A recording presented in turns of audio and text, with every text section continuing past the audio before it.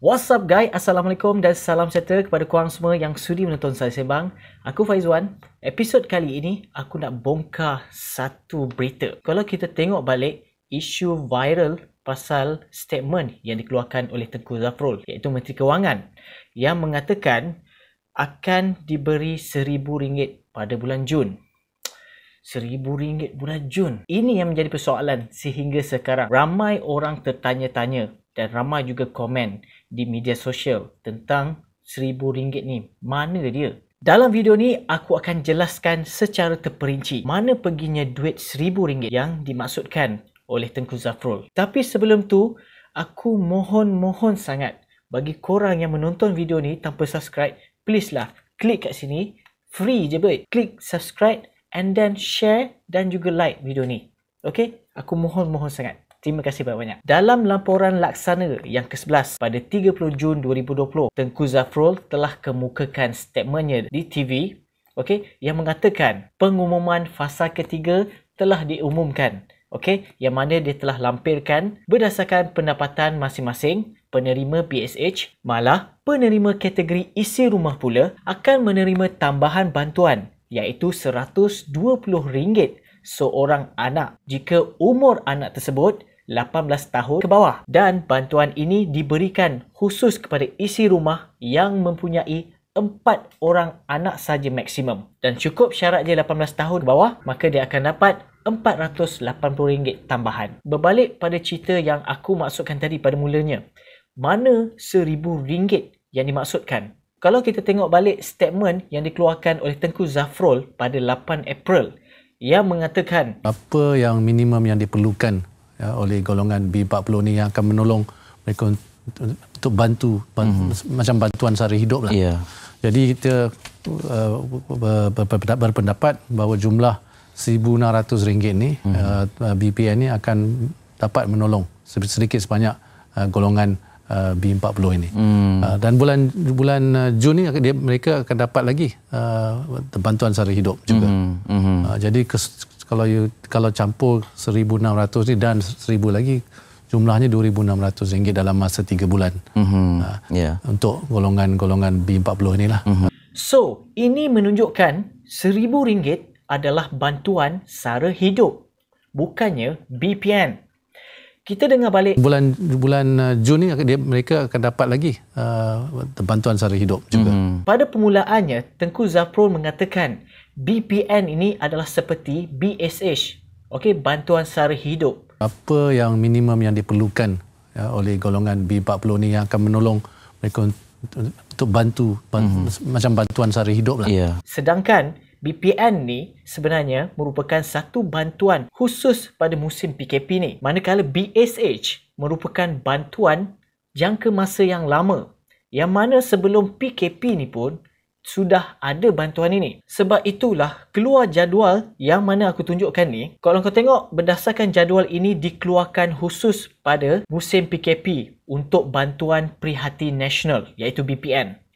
Pendapatan isi rumah RM4,000 ke bawah, maksudnya RM1,600 yang dimaklumkan dalam video tadi adalah merupakan statement yang maksimum bantuan yang dikemukakan dalam video tadi, yang mana penerima akan dapat RM1,600, malah dia akan tambah pula dengan BSH iaitu RM1,000. Kalau kau tengok balik kat situ, RM1,600 yang dimaksudkan itu adalah BPN, sekali lagi aku cakap, and then RM1,000 untuk BSH. Nampak berbeza kat sini? Dan bukannya baki daripada BSH. Dan kalau kau tengok kat situ, isi rumah yang sebelum ini telah diluluskan bawah senarai bantuan sara hidup BSH. Ini maksud bantuan ini merupakan bagi golongan isi rumah yang baru register di website BSH ketika mula-mula PKP ini diwujudkan. Dan kalau kita tengok situ, secara terus ke akaun bank berdaftarkan di bawah BSH. So ada dua kategori, yang mana aku akan jelaskan lagi kategori yang kedua. Kau tengok kepada bujang RM2,000 ke bawah. Kenapa aku tak sebut pasal pendapatan isi rumah RM4,000 ke atas? Sebab ini bukannya kategori B40 yang dimaksudkan dalam video tadi. So kalau kau tengok kat situ, bujang RM2,000 ke bawah,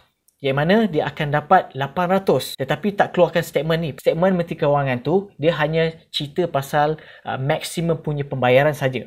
Okey, iaitu isi rumah yang bergaji 4,000 dan ke bawah. Dia tulis kat situ, individu bujang yang sebelum ini telah diluluskan bawah senarai bantuan sara hidup BSH, yang mana kategori ini merupakan kategori baru dalam BSH musim PKP yang mereka ini register di website BSH. Kalau kau tengok situ, secara terus ke akaun bank berdaftar di bawah BSH. Kita tengok pada bujang RM2,001 sehingga RM4,000. Okey, yang mana dia akan dapat bantuan BPN iaitu 500. Okey. Dan kau tengok kat bawah tu, individu bujang pembayar cukai yang sedia ada berdasarkan dengan LHDM. Kalau kau tengok sini, kita fahamkan balik. Ini merupakan kategori sedia ada. Okey, kategori BSH golongan B40 yang mana nama mereka ini telah ada pun dalam sistem LHDM sebelum ini, bukannya musim PKP. Maksudnya diorang ni dah register lama. Maksudnya kategori ni yang sedia ada ni, diorang telah register sebelum lagi BSH ataupun nama BSH ni diwujudkan. Sebab apa? Sebelum ini namanya BRIM. Lepas tu, government baru ambil alih, maka ditukar kepada BSH. Kalau kau tengok situ, secara terus ke akaun bank berdaftar dengan LHDM. Kalau kau tengok gambar ini, iaitu website daripada Lembaga Hasil Dalam Negeri Malaysia. Laman web. Yang mana kat situ, kalau nak buat pendaftaran, kat situ ada option, iaitu Bantuan Prihatin Nasional BPN.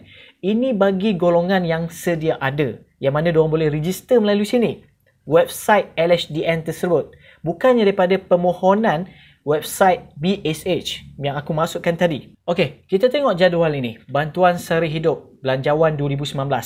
Yang mana kalau kau tengok jadual ni familiar. Yang mana aku dah tunjukkan dalam episod yang lepas. Kau boleh klik kat sini. 2,000 ke bawah, bantuan Sara Hidup mereka akan dapat RM1,000. Inilah yang dimaksudkan dengan statement daripada Tengku Zafrul, iaitu Menteri Kewangan. Maksimum punya bantuan disebut. Dia mentionkan dalam video tadi. Dan 2,001 ke 3,750 dan 3,001 ke 4,000 adalah RM500. So, kita tengok isi rumah pendapatan 2,000 ke bawah. Fasa pertama mereka telah dapat RM300 pada bulan Januari. Dan fasa kedua, semua standard dapat RM200. Yang mana dalam website pun telah dimaklumkan. Fasa kedua, semua standard dapat RM200. Kalau kau tengok kat sini, totalnya RM500. Kemudian, fasa ketiga.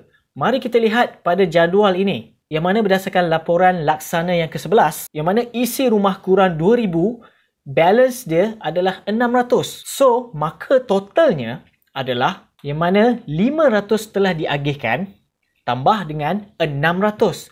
Maksudnya RM1,100. Tetapi dalam belanjawan 2019 mengatakan 1,000. Mana datang 100? 100 inilah yang dimaksudkan tambahan yang akan diagihkan kepada penerima BSH. Inilah yang dimaksudkan dengan RM1,000 yang telah dikeluarkan oleh Menteri Kewangan. Video yang aku tunjukkan tadi. Kenapa aku cerita pasal isi pendapatan 2,000 ke bawah? Sebab aku nak jelaskan apa yang Menteri Kewangan cakap. Pembayaran maksimum RM1,000, lepas tu tambah pula dengan RM1,600 iaitu BPN, maka dia akan dapat RM2,600. Tapi pembayaran ini secara berperingkat. Begitu juga dengan isi rumah berpendapatan 2,000 sehingga 3,000. Yang mana fasa pertama pada bulan Januari mereka telah dapat 300 dan fasa kedua mereka telah dapat 200. Dan fasa ketiga pula mereka telah dapat RM350. Dan kalau kau tengok daripada jadual ini mereka dapat RM750.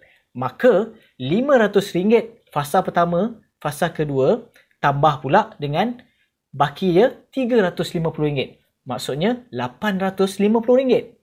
So, ada tambahan RM100. Tambahan inilah yang dimaksudkan RM100 yang penerima BSH akan dapat. So, totalnya RM850 campur dengan RM800 BPN. So, jelas bukan? RM1,600 itu adalah BPN campur dengan RM1,000 BSH, maka jadilah RM2,600. Apa yang dimaksudkan oleh Tengku Zafrul. So, begitulah perkongsian aku dalam episod kali ini. Diharap sedikit sebanyak memberikan segala jawapan yang terlintas kepada korang. Especially yang ramai komen pasal seribu ni mana pergi kan. So, jangan lupa kepada korang subscribe channel aku dengan klik di sini. Dan jangan lupa share dan like video ini. Jumpa lagi di episod yang akan datang. Aku Faizwan. Assalamualaikum.